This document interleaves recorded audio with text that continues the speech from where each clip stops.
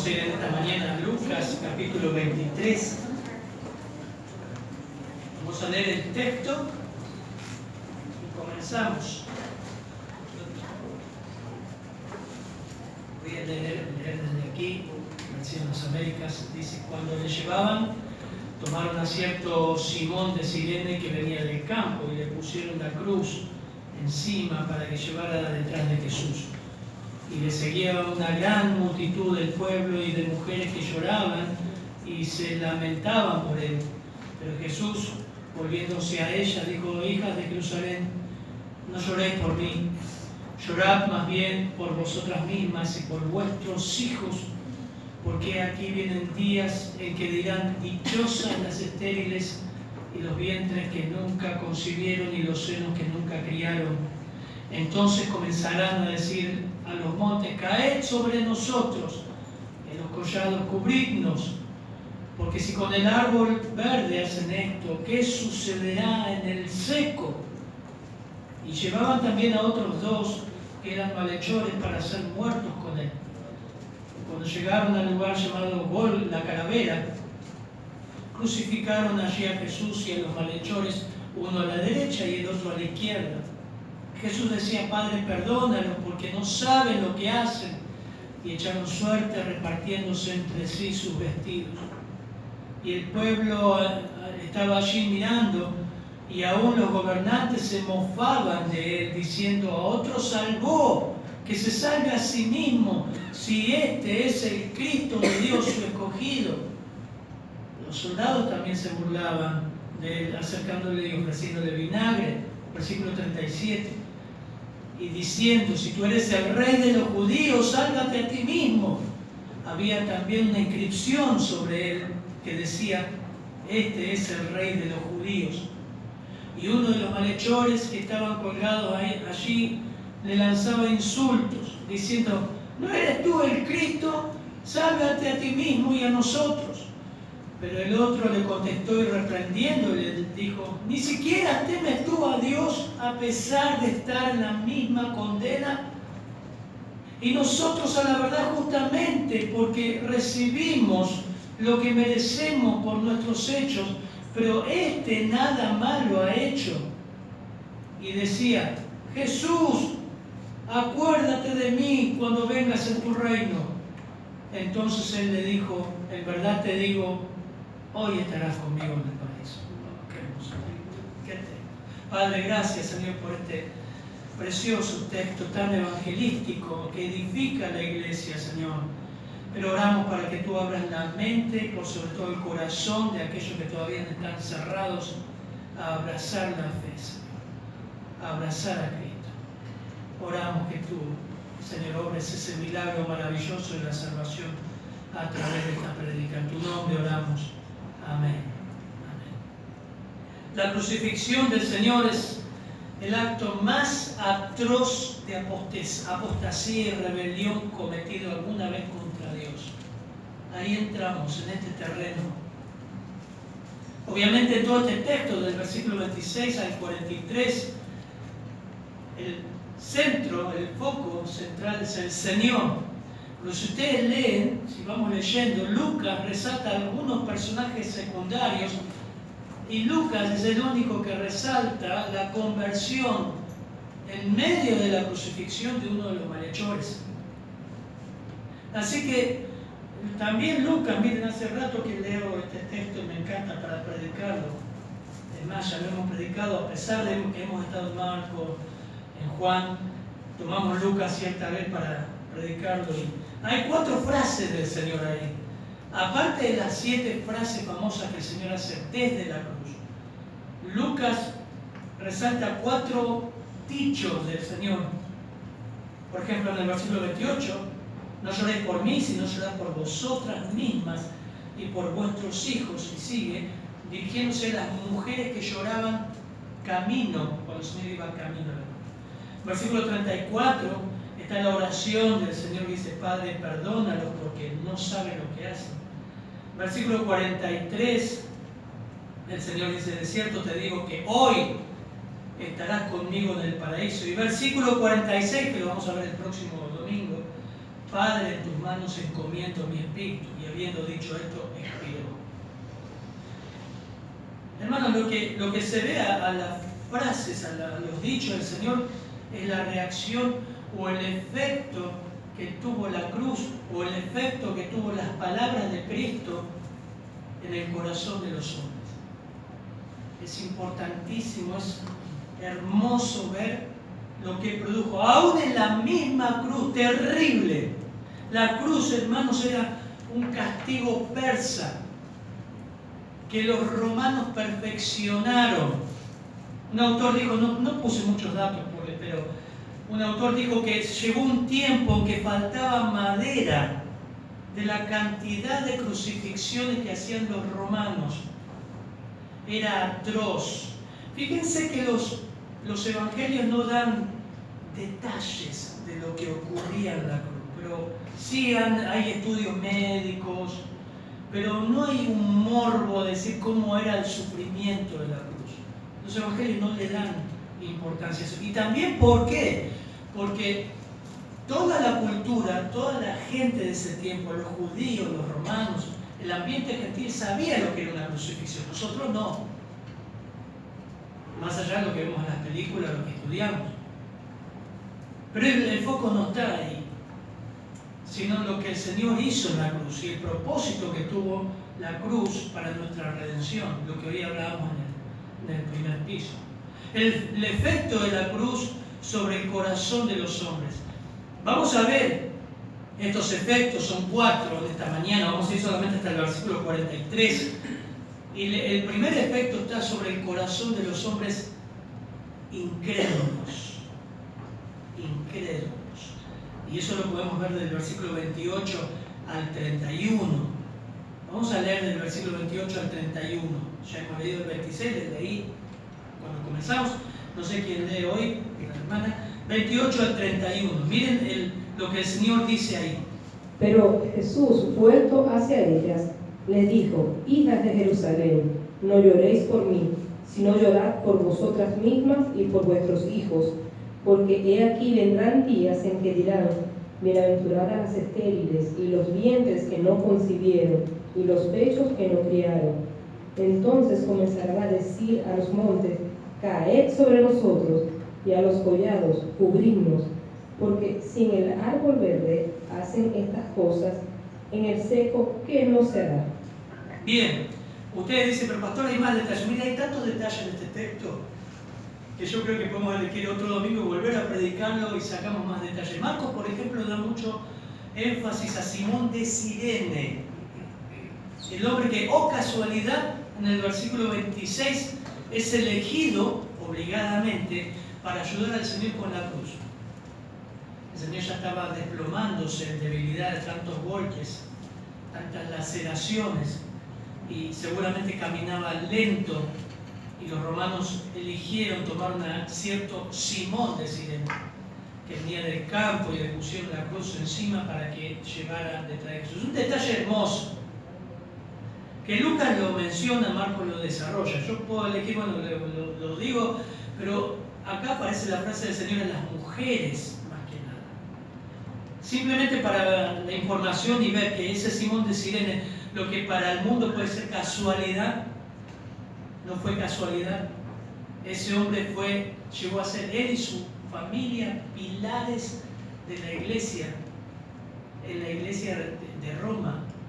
Su hijo, Rufo, fue compañero de Pablo, y su esposa fue como la madre, la mamá de Pablo. Lo vimos ya en Romanos. Así que, casualidad, este Simón de Cirene, qué privilegio, ¿no? Poder decir a la iglesia primitiva: yo tuve el privilegio de ayudar al Señor con la cruz. Pero ese es otro predicación. Hermoso, lo hemos visto. Marcos pone mucho énfasis ahí y describe quién era este Simón de Cirene. Sí, decir, nada es casualidad, hermanos. Nada es casualidad que estés acá hoy o estés escuchando esta prédica en algún lugar que estés y de qué justo que prendí, buscaba y escuché esta predicación del Evangelio. Así apareció Simón de Cirene en el camino de la cruz. Pero el Señor dice que seguía una gran multitud Y Lucas enfatiza que había muchas mujeres que lloraban y se lamentaban por él. Y fíjense que el Señor habla a estas mujeres, no a Simón, sí hablan a estas hijas de Jerusalén, no lloren por mí, lloren más bien por ustedes mismas y por vuestros hijos. El efecto de la cruz, les dije, sobre los corazones incrédulos. ¿Por qué digo esto? Estas lloronas, o mujeres, se les llamaban también planideras, me salió así, nunca me sale esa palabra. Planideras. Eran mujeres que se contrataban y lloraban, lamentaban en un duelo, en un sepelio. Y era tradicional que las mujeres lamentaran la muerte de alguien. Ahora esas mujeres estaban ahí y estaban llorando al Señor. Y uno, a veces yo pensaba, ¿será que estaba María? ¿Será que estaba también Marta? ¿Será que estaba la mamá del Señor? No. No eran las mujeres que seguían al Señor. ¿Y saben quién da la respuesta? El texto.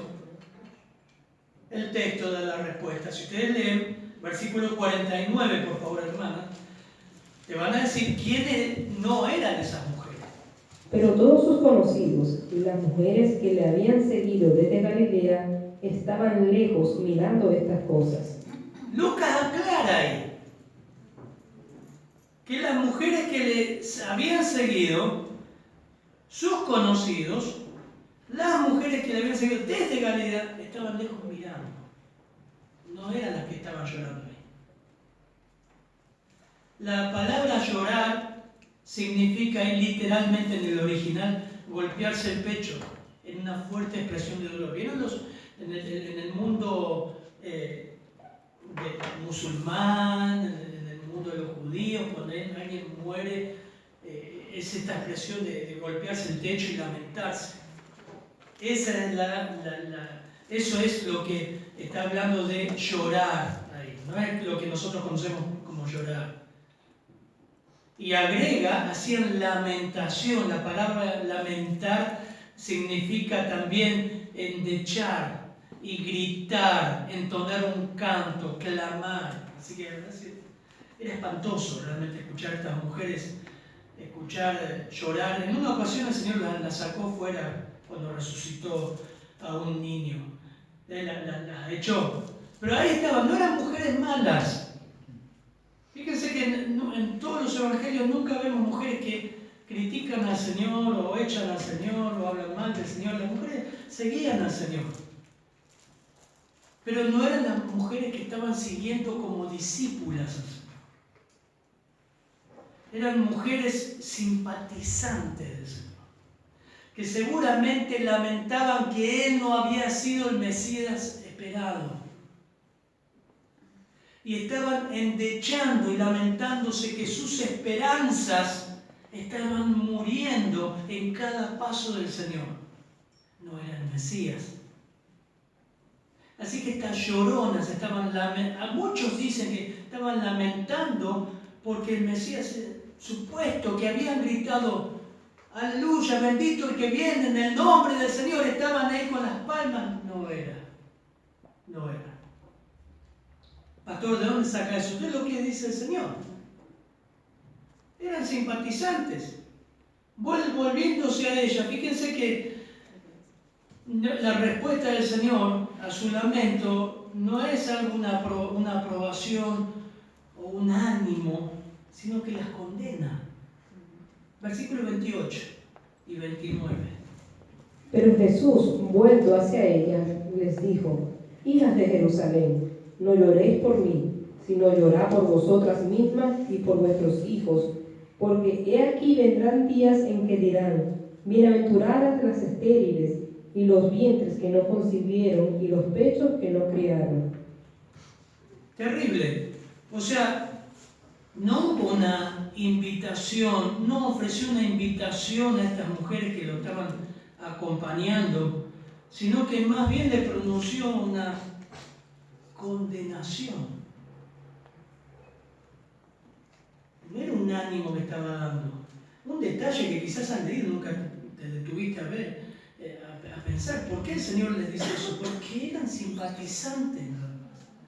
ellas también representaban a la nación de Israel. Quizás no eran las que lo golpearon, no eran las que estaban en el consejo del Sanedrín, pero simplemente eran mujeres que estaban llorando porque sus esperanzas estaban muriendo. Eran simpatizantes del Señor. Nunca el Señor buscó eso en la gente, simpatizar. Vieron que hoy en día hay muchos simpatizantes. Yo conozco a Jesús, yo voy a la iglesia, me encanta ir a la iglesia. Me siento bien con la gente ahí, me dan café. Lo único que tiene es que el pastor no visita mucho. Pero me cae bien la gente. Es ese tipo de gente. Está ahí. No está entregada de lleno al Señor. Viene para recibir algo. Ese es el tipo de mujer. Por eso el Señor dice, miren, no lloren por mí, lloren por ustedes.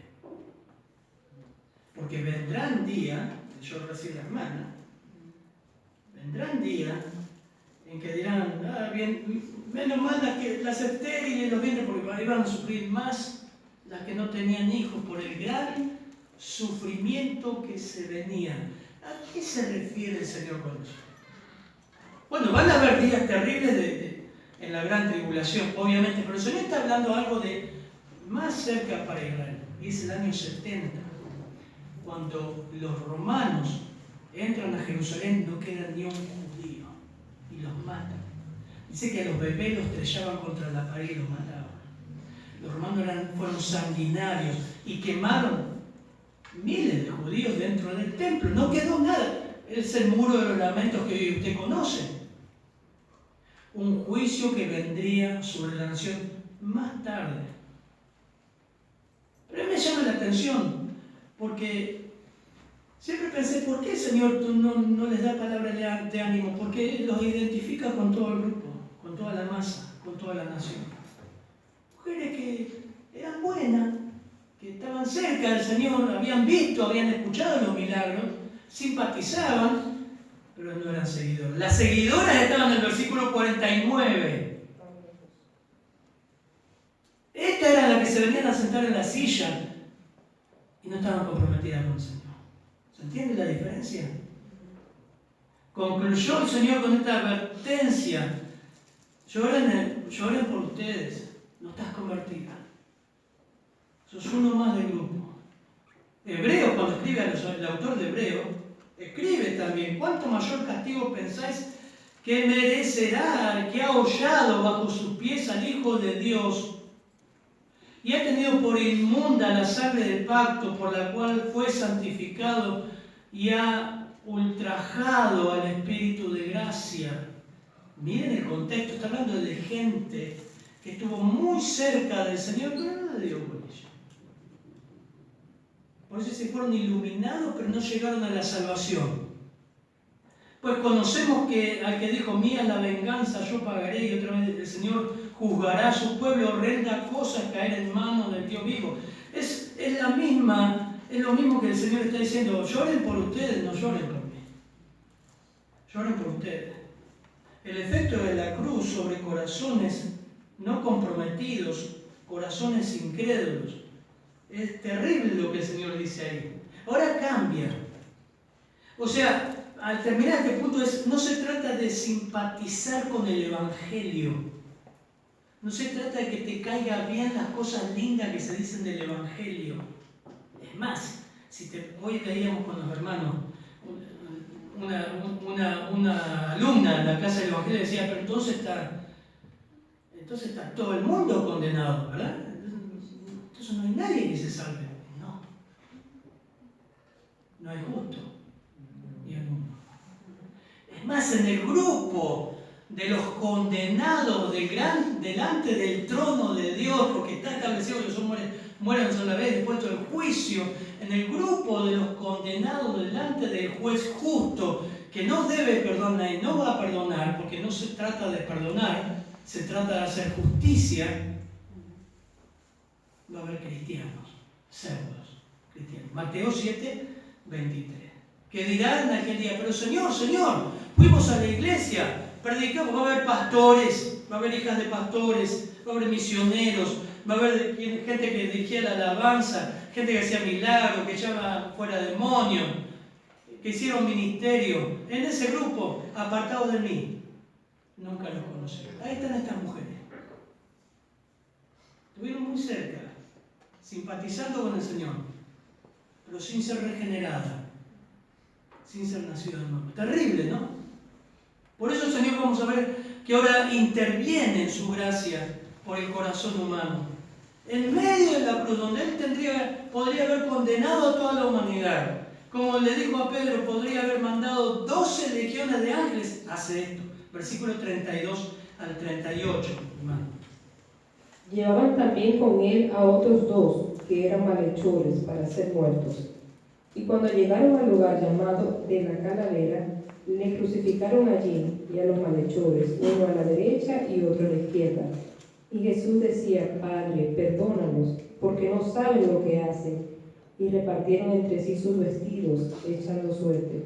Y el pueblo estaba mirando, y aún los gobernantes se burlaban de él, diciendo: a otro salvó, sálvese a sí mismo, si este es el Cristo, el escogido de Dios. Los soldados también le escarnecían, acercándose y presentándole vinagre, y diciendo: si tú eres el rey de los judíos, sálvate a ti mismo.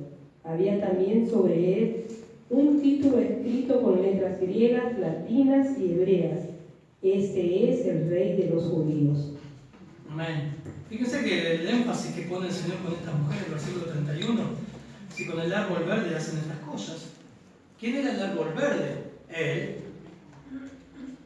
En el seco, ¿qué no será? Está hablando del seco, era la nación de Israel, seca, sin fruto, sin fruto. El Señor habló de una nación sin fruto. Y ningún hombre tiene fruto de justicia para Dios. Nadie puede dar nada a Dios. No puedes dar nada más que basura y pecado. No hay fruto justo en el hombre sin tener a Cristo. Así que es un mensaje de juicio, en primer lugar, hablando a los corazones incrédulos que simplemente simpatizan con Jesús y no se comprometen. En segundo lugar, el Señor interviene. Hay un detalle muy importante, por decir detalle, pero es una palabra, otros. Y llevaban también a otros dos. ¿Ven el versículo 32? Es interesante lo que pone Lucas acá. Otros dos. La palabra otro es heteros y significa diferente. O sea, no llevaban a dos más. No pone Lucas así, sino a otros. Y la traducción es que llevaban a otros diferentes a él. Porque eran diferentes. Y como uno va a reconocer, uno lo resalta al final, ningún mal hizo. Así que es un gran detalle de Lucas. Llevaban a otros diferentes a él, que eran malhechores para ser muertos con él. El segundo punto tiene que ver lo que enfatiza Lucas, la oración del Señor, la intervención divina en el corazón humano. Y es interesante. Llevaban a otros dos que eran malhechores para ser muertos con él. Cuando llegaron al lugar llamado la Calavera, crucificaron allí a Jesús y a los malhechores, uno a la derecha y otro a la izquierda. Los romanos siempre crucificaban a sus víctimas en lugares públicos. Nunca se dijo, los evangelios no dicen que era un monte. Siempre se pone a Jesús como está en un monte, pero sí buscaban un lugar alto o un lugar en el cruce de rutas que sea público y se vea. Era un espectáculo horrible ver agonizar a las víctimas que eran malhechores con pena de muerte. No se describe el sitio como una colina. Todos los transeúntes tenían una visión clara, definida de lo que estaba usando. Era una lección. Aquel que se oponía a Roma pasaba esto. Jesús decía: Padre, perdónales porque no saben lo que hacen. Fíjese que en el contexto hay un autor dice que se montó como una parodia, algo cómico con el Señor. Se burlaron, quisieron hacer una comedia, hicieron una comedia con la crucifixión. Era una burla desde Herodes cuando lo azotó y le puso el manto que al sacarle le habrá desgarrado toda la piel. No hace falta dar detalles de cómo el Señor quedó herido, fue por nuestras rebeliones. Isaías lo ilustra bien, molido por nuestros pecados. Pero todo el mundo hizo una parodia, algo cómico. Esa es la atmósfera de esto. Se estaban burlando una y otra vez. Fíjense, cuando llegaron al lugar llamado la calavera, le crucificaron ahí, uno a la derecha y otro a la izquierda. Algunos creen que eso era para decir, bueno, como él es el rey, vamos a poner dos súbditos, los que están más cerca de él. Era una burla. Repartieron entre sí su vestido. También se cumple en profecía, en las escrituras. El pueblo estaba mirando y aún los gobernantes se burlaban de él. ¡Ah! ¡Otro salvó! ¡Sálvese a sí mismo! Si este es el Cristo, el escogido de Dios, que se salve. Los soldados también le escarnecían, acercándole vinagre del vino más barato, porque era un rey. Y diciendo, si tú eres el rey de los judíos, sálvate a ti mismo. Pilato, ya sabemos la historia, había hecho este letrero que a los líderes no les gustó y le pidieron que lo saque, y Pilato dijo, lo que está escrito, está escrito. Pero fue en tono de burla también. Todo era una parodia. En medio de toda esa burla, el llanto de las mujeres. Crucificar, dijo una autora, al Hijo de Dios merecía el juicio más inmediato y severo del cielo mismo. Sin embargo, interesante, Dios retrasó misericordiosamente su castigo hasta el año 70. Hasta el año 70 retrasó el juicio que vino sobre Israel. Pero antes del año 70 nace la iglesia. Y hermanos, fruto también de la oración que hace el Señor. Porque la iglesia queda conformada en Hechos 2, ¿saben por quiénes? Lo que acá se están burlando. ¿Saben por quiénes? Sacerdotes que le condenaron. ¿Saben por quiénes? Por soldados que le azotaron. Esta es un contraste en este pasaje entre los despiadados insultos de la multitud y la intercesión misericordiosa de Cristo. Padre, perdónalos porque no saben lo que hacen. Cortito, ¿no? ¿Saben lo que está diciendo el Señor ahí? No saben el alcance de la maldad que están demostrando. Y este es el corazón humano. Ninguno de nosotros sabemos lo que somos capaces de hacer sin Cristo. El alcance de nuestra maldad. Hoy les compartía algunos ejemplos con los hermanos nuevos y decíamos, tenemos 2 manzanos, 2 árboles de manzanas. Uno da 100 manzanas por año, el otro da 2 manzanas chiquititas en el año. ¿Cuál es verdaderamente el árbol de manzana? Ambos son manzanas, aunque este de menos y el otro de más. Son manzanas. En maldad me concibió mi madre. No digas, no soy tan pecador como aquel. Todos merecemos el justo juicio de Dios. Lo único que podemos producir nosotros por nosotros mismos es pecado. Y ahí estaba el Señor orando y diciendo, no saben lo que hacen, no saben la maldad, el alcance que tiene su maldad. Se dice que este es el primero de los 7 comentarios del Señor desde la cruz. Se podría esperar que Él pronunciara juicio, pero al contrario, una acción compasiva hacia los más miserables de los pecadores. Él pidió, imaginen la atmósfera, hermanos, los gritos, los insultos, los soldados sorteando la ropa del Señor. Todo ese espectáculo grotesco en la cruz y el Señor orando. No sé si entendés esto. Si el Señor pudo dar perdón a semejante calaña de personas, puede perdonar cualquier cosa.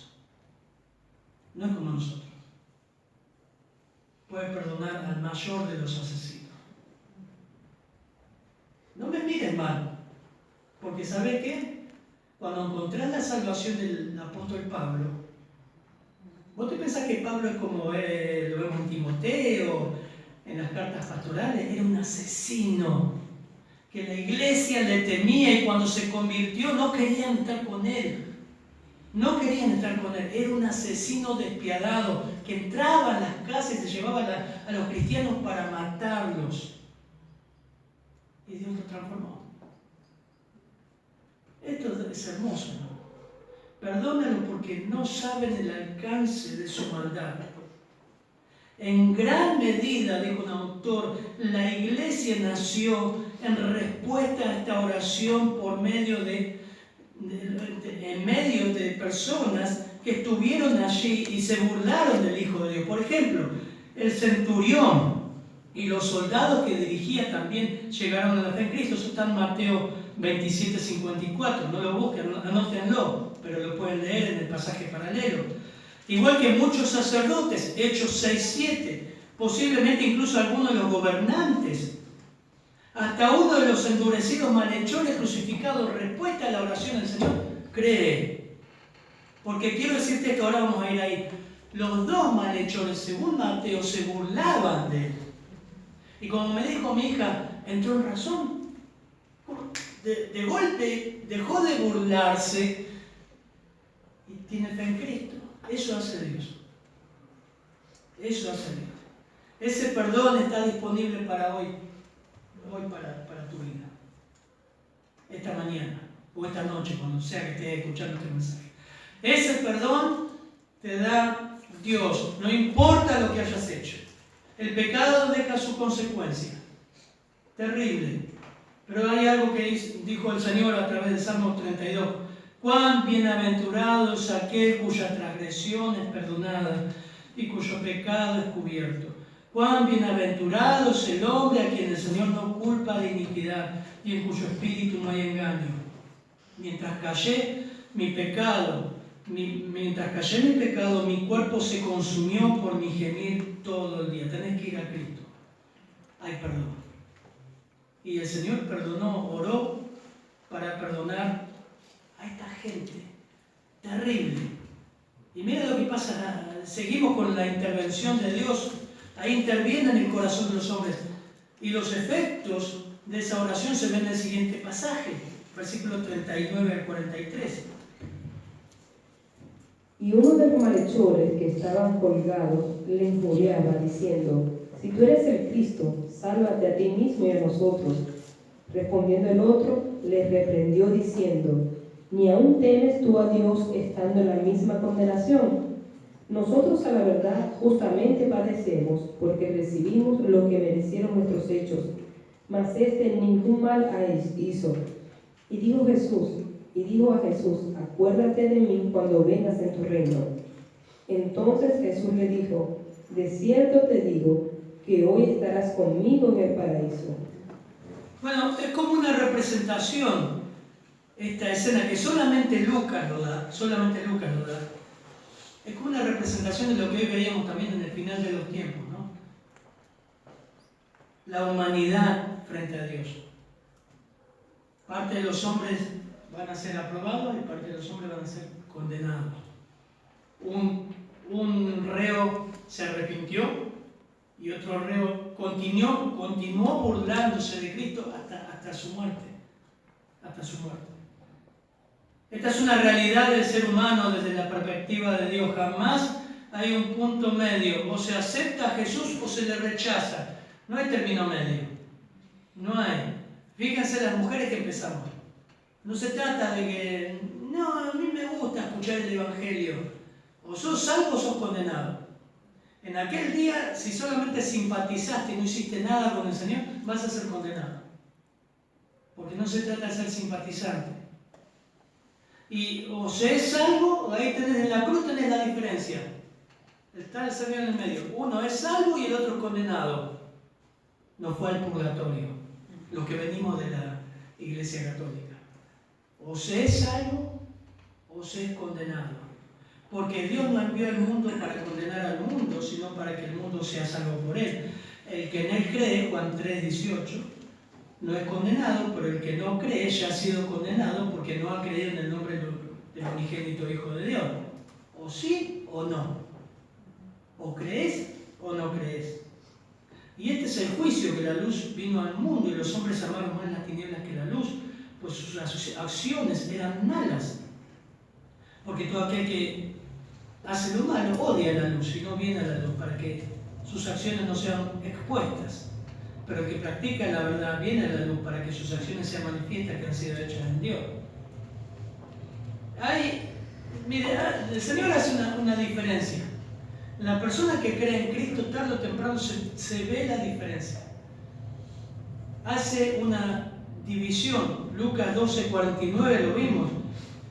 Yo he venido a echar fuego sobre la tierra. ¿Cómo? Dijo. Sí, está hablando Cristo. Yo he venido a echar fuego sobre la tierra. Y como quisiera que ya estuviera encendido. Pero de un bautismo tengo que ser bautizado. Y cómo me angustio hasta que se cumpla. Versículo 51 de Lucas 12 dice: ¿ustedes piensan que vine a dar paz en la tierra? Eso es una pregunta retórica. ¿Ustedes piensan que Jesús vino a dar paz? Tenés que creer en Jesús.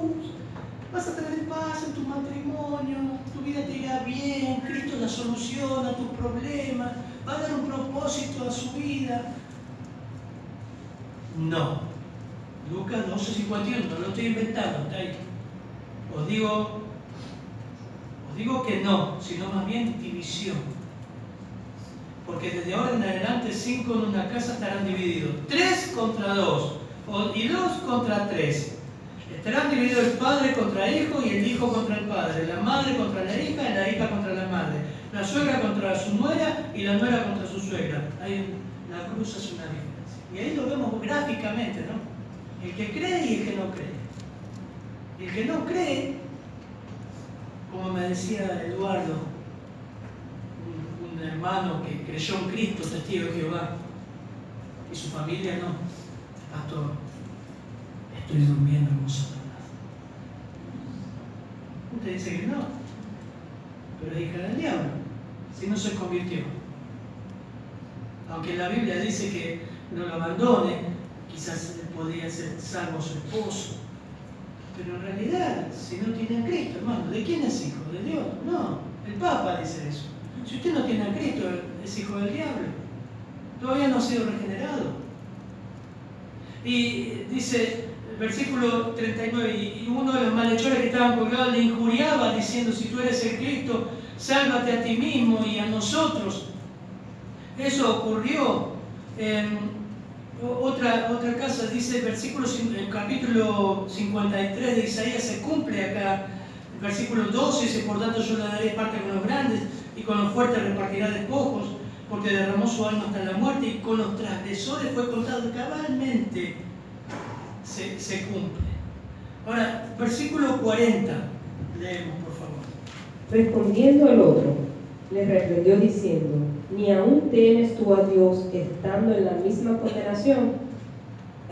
¿Qué pasó acá? Si usted lee Mateo, va a decir: pero pastor, los evangelios se contradicen. No. Lucas resalta algo precioso, un detalle precioso, pero Mateo dice que ambos se burlaron. Lo que pasa es que muy cerca de la eternidad, muy cerca de la muerte, uno se arrepintió. ¿No es hermoso? Muy cerca. Mateo dice: entonces crucificaron con él a 2 ladrones, uno a la derecha y otro a la izquierda, y los que pasaban le injuriaban meneando la cabeza y diciendo: tú que derribas el templo y en 3 días lo reedificas, sálvate a ti mismo si eres hijo de Dios, desciende de la cruz. De tal manera también los principales sacerdotes, escarneciéndole con los escribas y los fariseos y los ancianos, decían: a otro salvó y no puede salvarse a sí mismo. Si es el rey de Israel, descienda ahora de la cruz y creeremos en él. Imaginen esos gritos. Confío en Dios, líbrele ahora si le quiere, Porque ha dicho, soy hijo de Dios. Bueno, que Dios le libre. Y dice, versículo 44 de Mateo 27, lo mismo decían los ladrones que estaban crucificados con él. Estaban siendo crucificados. Marcos también dice, el Cristo, el Rey de Israel, desciende ahora de la cruz para que veamos y creamos. También los que estaban crucificados decían lo mismo.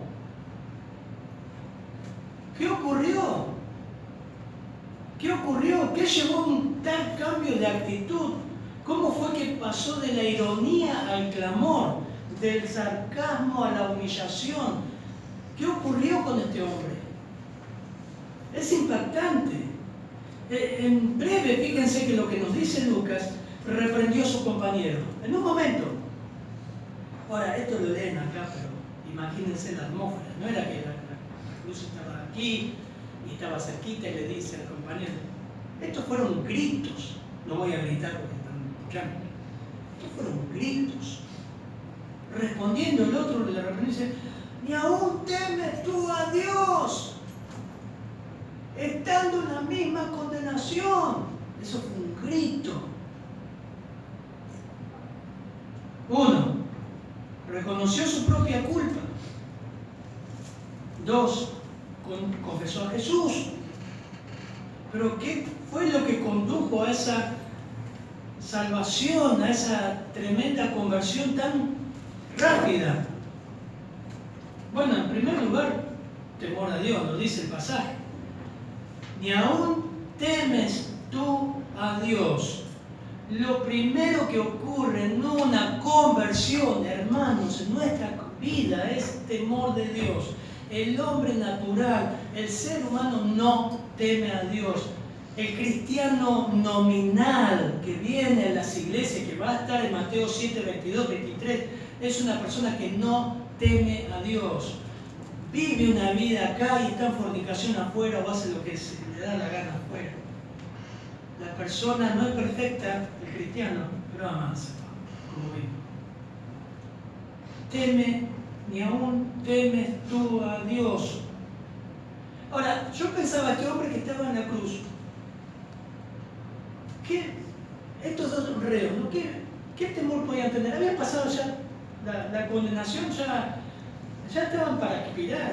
Habían pasado lo peor, la laceración, los latigazos, la crucifixión, que era terrible, terrible. ¿Qué temor invadió su corazón? Por el otro no tenía ningún temor. ¿Vieron que hay gente que le predicamos el Evangelio? ¿Le temes algún día con dónde te vas? No. Mi vida, yo muero y se termina todo. Hay gente, no tiene, el hombre y la mujer, el ser humano no teme a Dios. Lo dicen las Escrituras. Miren, Romanos 3 dice, 9 al 18. Romanos 3. El apóstol Pablo.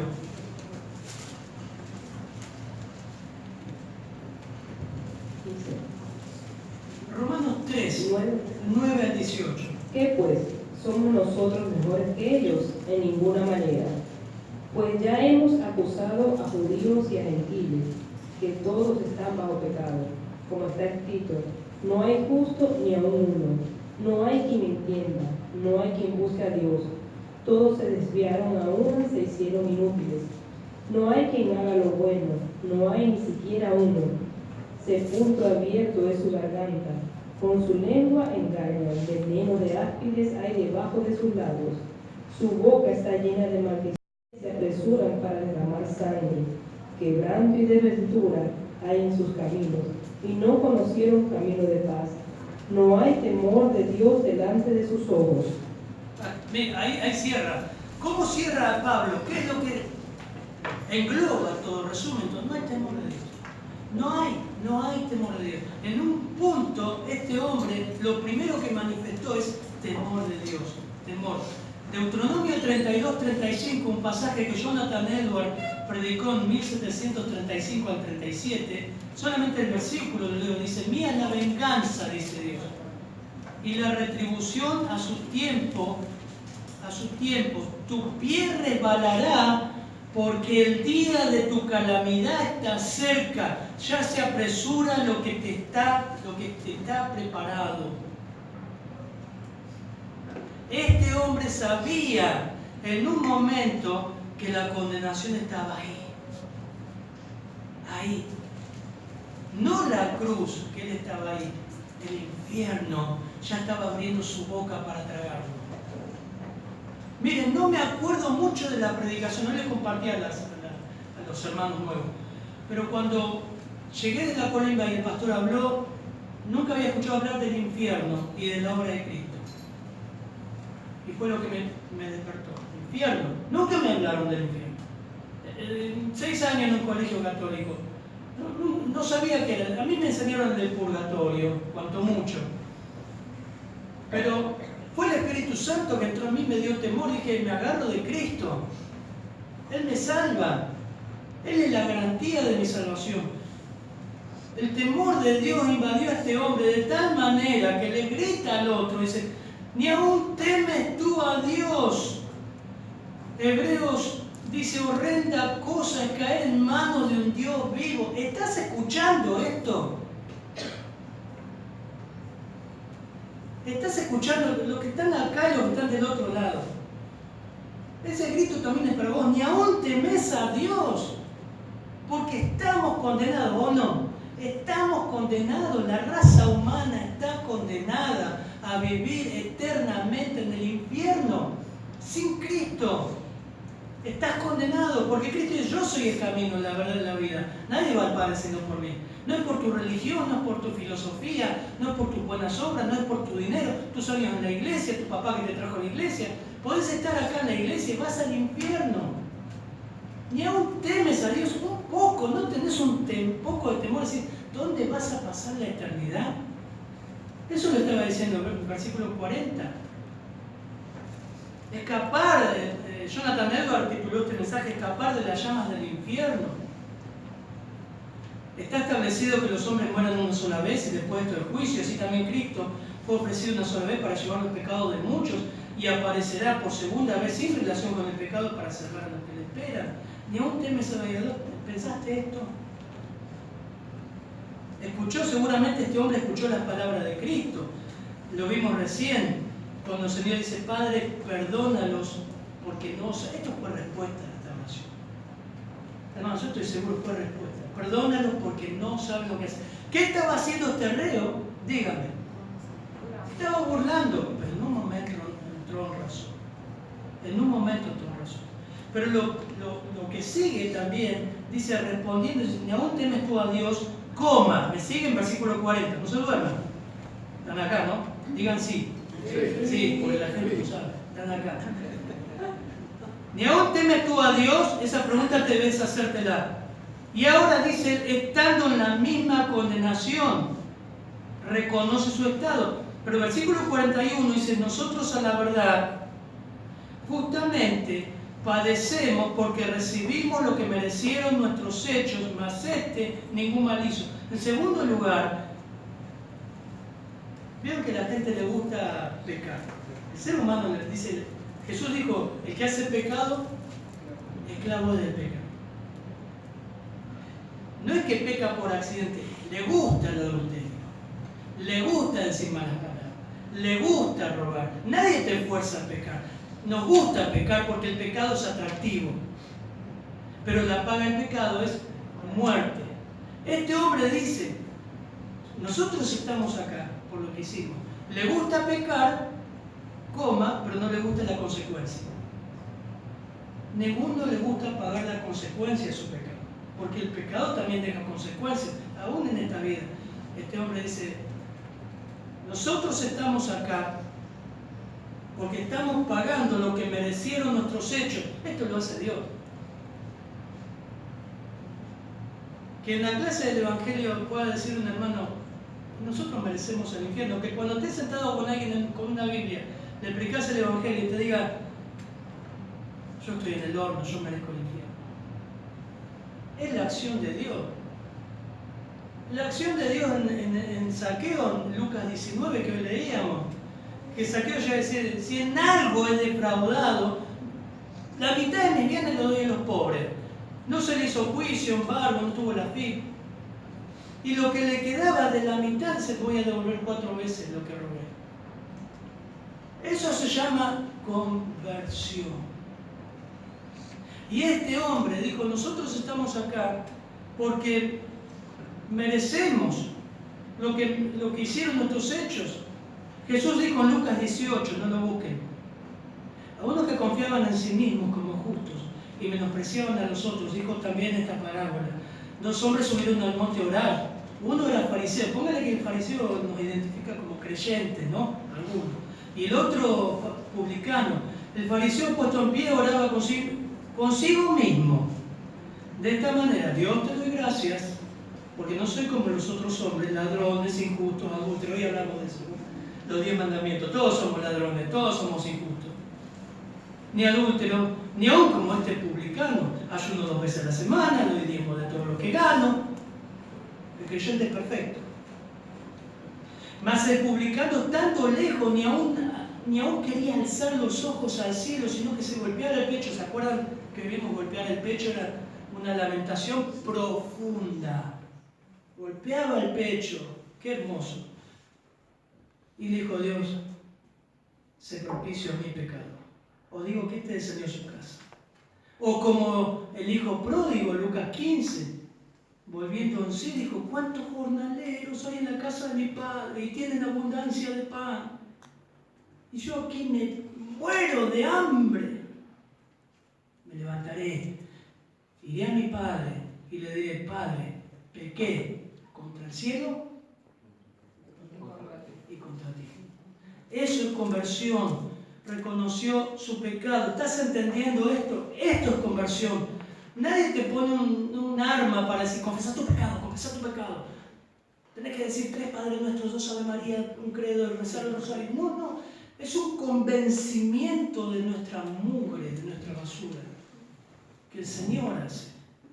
Pero un detalle más, dice en la frase, este reo, nosotros, versículo 41, a la verdad, justamente padecemos por lo que recibimos, lo que merecieron nuestros hechos. Coma. Mas ¿quién es este? El que está en el medio, ningún mal hizo. No solamente inocencia, acá se refiere a pureza. ¿Estás entendiendo que se estaba burlando? Hace un momento. Ahora, como Pedro dice, sabiendo que fuiste rescatado vuestra manera de vivir, la cual recibiste de vuestros padres, porque somos pecadores, no con cosas corruptibles como oro y plata, sino con la sangre preciosa de Cristo, como un cordero sin mancha, sin contaminación, ya destinado desde antes de la fundación del mundo, pero manifestado en los postreros tiempos por amor de vosotros. Isaías 53:9, se dispuso con los impíos su sepultura, más con los ricos fue en su muerte, aunque nunca hizo maldad, ni fue hallado engaño en su boca.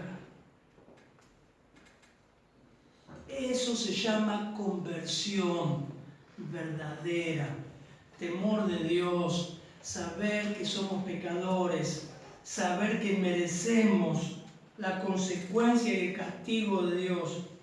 Pero versículo 42, por favor. Y dijo a Jesús, acuérdate de mí cuando vengas en tu reino. Clama a Cristo. Esto es conversión. Clama a Cristo. Acuérdate de mí. Cuando la versión dice hispanoamericana traduce cuando entres en tu reino. En un momento este hombre entendió que él era el Mesías, que era inocente, era puro, que él merecía morir, o sea, el reo merecía morir. Comenzó a tener el temor de Dios. El infierno sabía que se estaba abriendo debajo de sus pies y lo iba a tragar. Y fue a Cristo. Fue un clamor. Como Lucas 18, el ciego dice, Jesús, hijo de David, ten misericordia de mí. Un clamor, como David también clamaba a Dios. No fue a ningún pastor, no fue a ningún sacerdote, fue a Cristo. Lo tenía ahí, clamó. La respuesta de Cristo, miren versículo 43. Entonces Jesús le dijo, de cierto te digo que hoy estarás conmigo en el paraíso. Quiero terminar con esto porque es muy importante. No habla de purgatorio. Y vieron que Efesios 3:20, yo a veces pongo cuando dedico en un cumpleaños Efesios 3:20, y aquel que es poderoso para hacer infinitamente más de lo que pedimos o imaginamos, conforme al poder que actúa dentro de nosotros, a Él sea la gloria en la iglesia y en Cristo Jesús por toda la generación. Amén. ¿Se acuerdan? ¿Lo conocen? Lo que dice Pablo es que Dios hace las cosas más grandes, más infinito de lo que nosotros podemos imaginar. Miren lo que el hombre pidió. El hombre pidió una bendición. En un remoto futuro, dice, acuérdate, en futuro, en algún día, acuérdate de mí cuando venga en tu reino. La respuesta le dijo el Señor, ¿qué? Dígame ahí, está ahí, ¿qué dijo? ¿Cuándo contesta el Señor la oración ahí? Entonces Jesús le dijo, de cierto te digo que hoy estarás conmigo. Hoy. Él pidió en un remoto futuro y el Señor le dice, hoy. Esto también nos da esperanza, hermano. Que cuando Eduardo cerró los ojos, entró con Cristo. ¿Dónde? En el paraíso. No en un purgatorio. Que cuando Angie partió, una hermana en Cristo aquí, está con Cristo. Cerró los ojos y se fue. Y cada uno de los que vamos partiendo en algún momento, cerramos los ojos y lo abrimos con Cristo. Hoy. En segundo lugar, le había pedido a él que se acordara. ¿Vieron como nosotros nos dicen, che, ¿te acordás? Cuando vas a misiones me traes un mate. Y me trajo un depósito de hierba. Bueno, el Señor hizo otra cosa más. El hombre había pedido que se acordara de él. Pero el Señor respondió, estarás conmigo. No es que me voy a acordar de vos. Conmigo. Tercer lugar, ¿dónde? Cuando vengas en tu reino, dijo. Y el Señor dice, paraíso. ¿Dónde? No en una región mística ahí flotando con el Señor, medio como un fantasma, o en el purgatorio purgando todo. Miren si la doctrina católica fuera verdad, ¿no? ¿Para qué vino Cristo? Esto deshace la doctrina del purgatorio. Porque era un reo. Tendría que purgar mucho tiempo, muchos rezos, muchas ofrendas para sacarlo de ahí. Cristo dijo, no va a ser en el reino, vas a estar en el paraíso. Hoy y conmigo. Los efectos de la cruz en el corazón de los hombres. Pero confiamos, y más quisiéramos, dijo Pablo, estar ausente en el cuerpo y presente en la salud. En esta mañana, hermano, si estás escuchando o visita, o alguien que cree que es hermano y nunca ha nacido nuevo, o que quizás estás simpatizando con el Evangelio, pero nunca te rendiste realmente como este reo y decís, Señor, yo merezco ser tragado por la boca del infierno ahora. No hice nada, lo único que puedo producir en mi vida es fruto de pecado. Ten misericordia de mí. Ahora, pedile así. Pará, no pienses en los ravioles. Espera un poco. Si escuchaste esto, pensá y clamá, Señor, ten misericordia de mí. Ten misericordia de mí. Creo que no nací de nuevo. Señor, el infierno me está tragando. En algún momento mi vida se corta y caigo aquí. Ten misericordia de mí. Tengo temor de mi destino eterno, Señor. Yo sé que el infierno es real, no es un cuento. Es el castigo, es la ira de Dios por la eternidad. Ten misericordia de mí. Padre, gracias por tu palabra. Qué lindo es predicar los evangelios, Señor. Por lo que produce en el corazón de los hombres, Señor. Oramos que estas palabras realmente cambien la actitud de aquellos que están solamente escuchando. Nunca se han comprometido, su vida sigue siendo igual, el pecado no les afectó, que pueda haber temor de Dios en ellos. Oramos y que la iglesia pueda ser edificada conforme a tu propósito hoy en tu palabra. En tu nombre oramos. Amén. Amén.